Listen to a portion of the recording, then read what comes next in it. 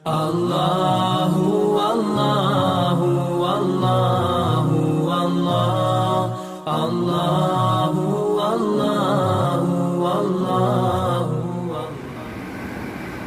Assalamualaikum warahmatullahi wabarakatuh. Allahumma salli ala sayyidina Muhammad wa ala ali sayyidina Muhammad kama sallaita ala Ibrahim wa ala ali Ibrahim innaka Hamidum Majid. Allahumma barik ala Muhammad wa ala ali Muhammad kama barakta ala Ibrahim wa ala ali Ibrahim innaka Hamidum Majid. Alhamdulillah, alhamdulillahi rabbil alamin, wassalatu wassalamu ala rasulihi khatamin nabiyyin wa ala alihi tayyibin wa ashabihi tahirin wal mu'minin wal muslimin kullihim ajma'in, amma ba'd. Faqad qala Allah ta'ala fi kalamihi al-qadim wal furqanil majid. A'udhu billahi minash shaitanir rajim. Bismillahir rahmanir rahim. Inna wa'dallahi haqqun fala taghurrannakumul hayatud dunya wala yaghurrannakum billahil gharur. Qala an-nabiy sallallahu alayhi wa sallam, ad-dunya daru man la dara lahu, malu man la mala lahu, walaha yajma'u man la aqala lahu. Sadaqallahul aliyyul azim wa sadaqa rasulun nabiyyul karim wa nahnu ala dhalika minash shahidin wash shakirin walhamdulillahi rabbil alamin. அன்பிருந்த பெரியோர்களே, அருமை சகோதரர்களே, கிதாபுகளை புரட்டி கொண்டிருக்கிற போது ஒரு அற்புதமான ஹதீஸை பார்க்க நேரிட்டது. உண்மையில் அந்த ஹதீஸினுடைய விளக்கமும் இன்றைய காலத்தின் நிகழ்வும் மிகவும் ஒத்திருக்கிற காரணத்தால் அதை நினைவுபடுத்துகிறேன். பல வருடங்களுக்கு முன்பாக இதே ஹதீஸை நினைவுபடுத்தி இருக்கிறேன். மீண்டும் நினைவுபடுத்துகிறேன். சௌபான் ரலியல்லாஹு தஆலா அன்ஹு அவர்கள் இந்த ஹதீஸை அறிவிக்கிறார்கள். ஒரு நாள் சஹாபாக்கள் கூடியிருந்த அந்த சபையில் வைத்து நபிகள் நாயகம் ஸல்லல்லாஹு அலைஹி வஸல்லம் அவர்கள் சொன்னார்கள், யூஷிக்குல் உமம், அதி விரைவில் ஒரு காலத்தை சந்திக்க வேண்டியிருக்கும் என்றார்கள். 1400 ஆண்டுகளை கடந்து விட்டது. அதி விரைவில் ஒரு காலத்தை நீங்கள் சந்திக்க வேண்டியிருக்கும். அந்த காலத்திலே ததா உங்களை, அதாவது உங்களையும் நீங்கள் கொண்டிருக்கும் மார்க்கமான இஸ்லாத்தையும் இஸ்லாமியர்களையும் அழிப்பதற்காக, வேரோடு பிடுங்குவதற்காக எந்த அளவுக்கு ஒருவர் ஒருவரை அழைப்பார்கள் என்றால் எல்லோரும் ஒன்று கூடிக்கொள்வார்களாம். அத்துணை மதத்தார்களும் ஒன்று சேர்ந்து கொள்வார்கள். இஸ்லாத்தை வேறறுக்க வேண்டும், இஸ்லாமியர்களை வேறறுக்க வேண்டும் என்று ஒன்று சேர்ந்து கொள்வார்கள். அப்படி ஒன்று சேர்வதற்காக அழைப்பார்கள். வாருங்கள், நீங்களும் வந்து எங்களோட சேர்ந்து கொள்ளுங்கள், நீங்களும் எங்களோட சேர்ந்து கொள்ளுங்கள், நீங்களும் எங்களோட சேர்ந்து கொள்ளுங்கள். எப்படி அழைப்பார்கள்? கமா ததாஹா, கமா ததாஹல் அக்கலத்து இலா கஸஅதிஹா.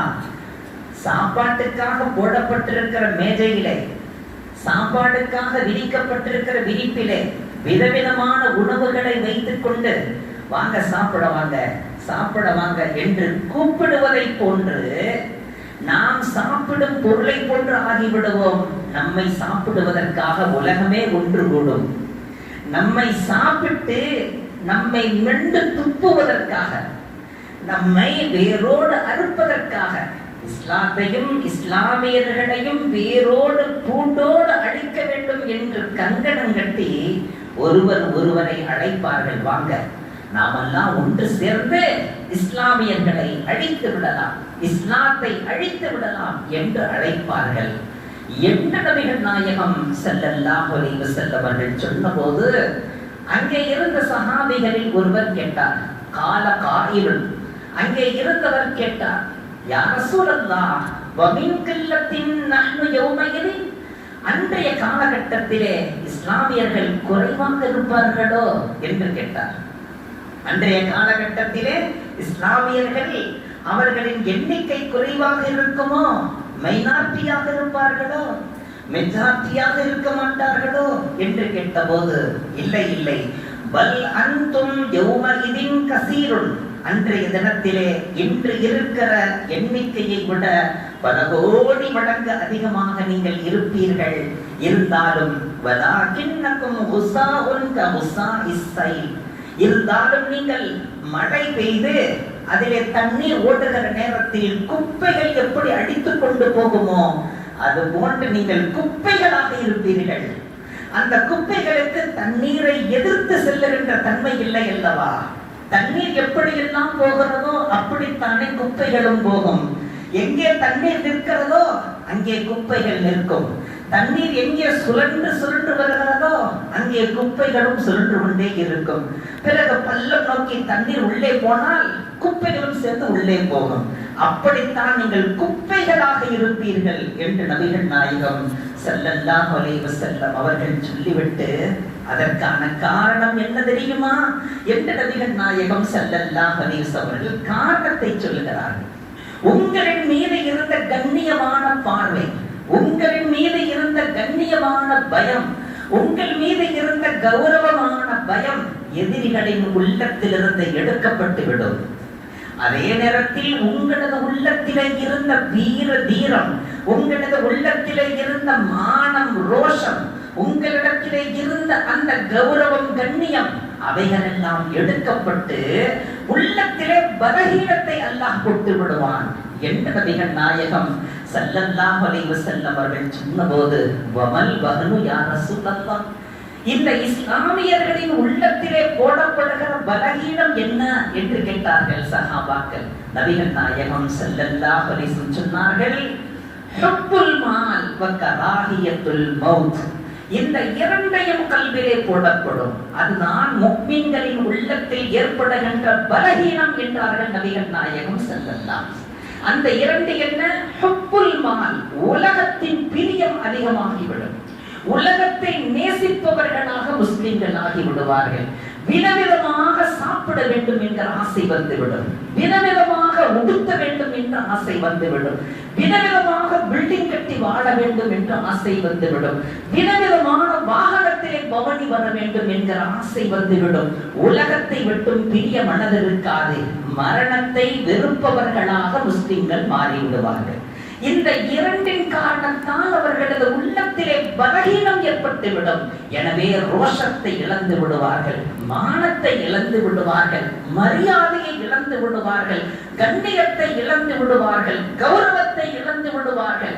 உள்ளத்திலே பலகீனம் ஏற்பட்டு உள்ளத்திலே பயம் மண்டி போகும். உள்ளத்திலே பயம் ஏற்பட்டுவிடும்.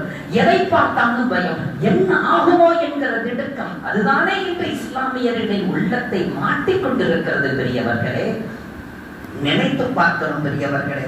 நபிகள் நாயகம் ஸல்லல்லாஹு அலைஹி வஸல்லம் அவர்கள் ஃபஜ்ர் தொழுகைக்கு பிறகு பார்க்கிறார்கள், எப்பொழுதும் சஹாபாக்கள் கூட்டமாகத்தான் இருப்பார்கள். ஃபஜ்ர் தொழுகைக்கு அத்துணை சஹாபிகளும் வந்துடுவார்கள். ஆனால் அன்றைய தினம் ஃபஜ்ர் தொழுகைக்கு பிறகு பார்க்கிறார்கள், சஹாபாக்கள் மிக அதிகமாக தென்படுகிறார்கள். எப்பொழுதும் உள்ள எண்ணிக்கையை விட கூடுதலாக சஹாபாக்கள் தென்படுகிறார்கள். உடனே நபிகள் நாயகம் ஸல்லல்லாஹு அலைஹி வஸல்லம் சொன்னார்கள், நீங்கள் எல்லாம் மிக அதிகமாக வந்திருப்பது எனக்கு புரிகிறது. ஏன் தெரியுமா? அபூ உபைதத் இப்னு ஜர்ராஹ் ரலியல்லாஹு தஆலா அவர்களை பஹ்ரைனுக்கு நான் அனுப்பி வைத்தேன். வரிகளை வசூல் செய்து வாருங்கள் என்று நான் அனுப்பி வைத்தேன். அவர் மிக அதிகமாக வசூல் செய்து வந்திருக்கிறார்.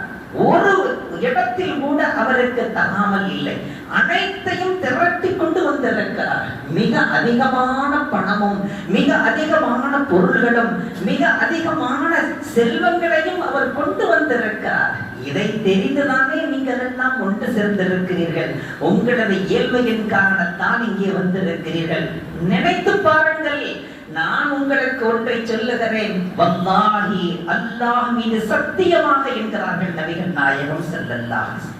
இனி இறக்கக்கூடிய காலத்திலேயும் உங்களுக்கு ஏழ்மை வரும் என்று நான் பயப்படவில்லை. உங்களுக்கு வறுமை வரும் என்று நான் பயப்படவில்லை. நீங்கள் வறுமையிலே வாடி போவீர்களோ என்று நான் பயப்படவில்லை. வலாகின் அக்ஷா அலைக்கும் அன் துபஸத அலைக்கும் துன்யா. நான் இதை பயப்படுகிறேன். உங்களுக்கு உலகம் விசாலமாக்கப்பட்டு, உங்களுக்கு செல்வம் கொழிந்து, உங்களுக்கு செல்வத்தால் மூழ்கடிக்கப்பட்டு, ஏற்கனவே வாழ்ந்தவர்கள் எப்படி பொறாமை கொண்டார்களோ, ஏற்கனவே வாழ்ந்தவர்கள் எப்படி இந்த காசுக்கும் பணத்துக்கும் அடிமையாகி போய் திரிந்தார்களோ, அதே போன்று நீங்களும் ஆகிவிடுவீர்களோ, அதன் மூலமாக அவர்கள் அழிக்கப்பட்டதை போன்று நீங்களும் அழிக்கப்பட்டு விடுவீர்களோ என்று நான் பயப்படுகிறேன் என்றார்கள் நபிகள் நாயகம் ஸல்லல்லாஹு அலைஹி வஸல்லம். இன்று நினைத்து பாருங்கள், 4 நோய்கள் நம்மை தொத்திக் கொண்டிருக்கிறது. 4 நோய்கள். ஒன்று என்ன? அத்தபாகுர், இரண்டாவது அத்தஹாசுது, மூன்றாவது அத்ததாபுரு, நான்காவது அத்தபாகுரு. அத்தபாகுரு, அத்தஹாசுது, அத்ததாபுரு, அத்தபாகுரு. 4 நோய்கள் நம்மை தொட்டிக் கொண்டிருக்கிறது. அத்தபாகுரு, என்னை விட அவன் தாழ்ந்தவன், அவனை விட நான் உயர்ந்தவன், இந்த எண்ணம் வந்து விட்டது. இரண்டாவது, அவனை நான் மிஞ்சியே ஆக வேண்டும், அவனை நான் மிஞ்சியே ஆக வேண்டும், அவன் என்ன பொருளாதாரம், அவனை விட நான் உயர்ந்து காட்ட வேண்டும் என்கிற ஹசது வந்து விட்டது. இனி அத்ததாபுர், ததாபுர் என்றால் சொந்தங்களை பந்தங்களை எல்லாம் புறமுதுகிட்டு அவர்களை ஆக்கி அவர்களுக்கு முதுகு காட்டி திரும்பி போகின்ற, அவர்களுக்கு உதவி செய்யாத நிலை நம்மிடத்தில் வந்து விட்டது. இனி கடைசியாக அத்தபாகுரு, ஒரே துஷ்மனியத், அவனுக்கு இவன் துஷ்மன், இவனுக்கு அவன் துஷ்மன். முஸ்லிம்களுக்கு மத்தியில் எத்துணை பிரிவுகள் பெரியவர்களே. மாற்றானை பார்த்து சிரிக்கின்றான், முஸ்லிமை பார்த்து கோபிக்கிறான். மாற்றானை நம்புகிறான், ஆனால் இஸ்லாமியரை விரோதியாக பார்க்கிறான். எப்படி நாம் எல்லாம் ஒன்று சேர்ந்தால் தானே முடியும் பெரியவர்களே? ஒன்று சேராமல் பிரிந்து பிரிந்து பிரிந்து எதைத்தான் சாதிக்க போகிறோம் நினைத்து பாருங்கள். 2 நபர்கள், யார்? கணவனும் மனைவியும், வயோதிகமான தாயும் தந்தையும். இந்த இருவரும் சேர்ந்து அனைவரையும் திருமணம் முடித்து கொடுத்து விட்டார்கள். இருப்பது இவர்கள் இருவர் மட்டும்தான். சரி, நமக்காக ஒரு குடிசை ஒன்று போட்டுக் கொள்ளலாம் என்று மண் தோண்டுகிறார்கள். 2-3 குச்சிகளை நட வேண்டும் அல்லவா? அப்பொழுது தானே குடிசை செய்ய முடியும். அதற்காக நோண்டுகிற நேரத்தில், தோண்டுகிற நேரத்திலே உள்ளே ஒரு பை ஒன்று கிடைக்கிறது. அந்த பையுக்குள்ளே தங்க தீனார்கள் இருக்கிறது, திரகங்கள் இருக்கிறது. உடனே அந்த மனைவி சொன்னால், தங்க தீனாரா, திரகங்களா, அதை அப்படியே உள்ளே வைத்து புதைத்து விடுங்கள். எந்த இடத்தில் உங்களுக்கு கிடைத்ததோ அதே இடத்தில் வைத்து புதைத்து விடுங்கள். நாம் வேறொரு இடத்திலே குழி தோண்டி அங்கே நாம் குடிசை அமைத்துக் கொள்ளலாம். ஏனென்றால் இதை புதைத்து வைத்தவன் வந்து தேட வாய்ப்பு இருக்கிறது. அவனை நாம் ஏமாற்றி விடக்கூடாது, அவன் நம்மால் ஏமாற்றப்படக்கூடாது. எனவே அங்கேயே வைத்து புதைத்து விடுங்கள், நாம் அருகிலே ஒரு குடிசை தயாரித்துக் கொள்ளலாம் என்று சொன்ன காலத்தில் தான் அல்லாஹ்வின் உதவி அடுக்கடுக்காக தேடி வந்தது. ஆனால் இன்று சொந்த அண்ணனை ஏமாற்ற தம்பி நினைக்கிறார், தம்பியை ஏமாற்ற அண்ணன் நினைக்கிறார். தங்கைமார்களுக்கெல்லாம் சொத்தே இல்லாமல் அனைத்தையும் சுருட்டிக் கொள்ள சகோதரர்கள் நினைக்கிறார்கள். அரசாங்கத்தை ஏமாற்ற பிரஜைகள் நினைக்கிறார்கள், பிரஜைகளை ஏமாற்ற அரசாங்கம் நினைக்கிறது. தான் சுத்தமே இல்லாமல் சுத்தமுள்ள அரசாங்கம் வர வேண்டும் என்று ஆசிக்கிறோம். தான் நீதமே இல்லாமல் நீதமுள்ள அரசாங்கம் வர வேண்டும் என்று ஆசிக்கிறோம். இரக்கமே இல்லாமல் இரக்கமுள்ள அரசாங்கம் வர வேண்டும் என்று ஆசிக்கிறோம். மனிதத்துவமே இல்லாமல் மனிதத்துவம் உள்ள ஒரு அரசாங்கம் வர வேண்டும் என்று ஆசிக்கிறோம். எப்படி இது சாத்தியம் பெரியவர்களே? முதலில் நம்மை திருத்திக் கொண்டால் தான் திருத்தமுள்ள அரசாங்கம் வரும், திருத்தமுள்ள வாழ்க்கை வரும், அழகான வாழ்க்கை வாழ முடியும். அதை உணர்ந்து நடக்கும் பாக்கியத்தை அல்லாஹ் நம் அனைவருக்கும் தந்தருவானாக. வஆஹிரு தஅவானா அல்ஹம்துலில்லாஹி ரப்பில் ஆலமீன். அஸ்ஸலாமு அலைக்கும் வரஹ்மத்துல்லாஹி வபரகாத்துஹு.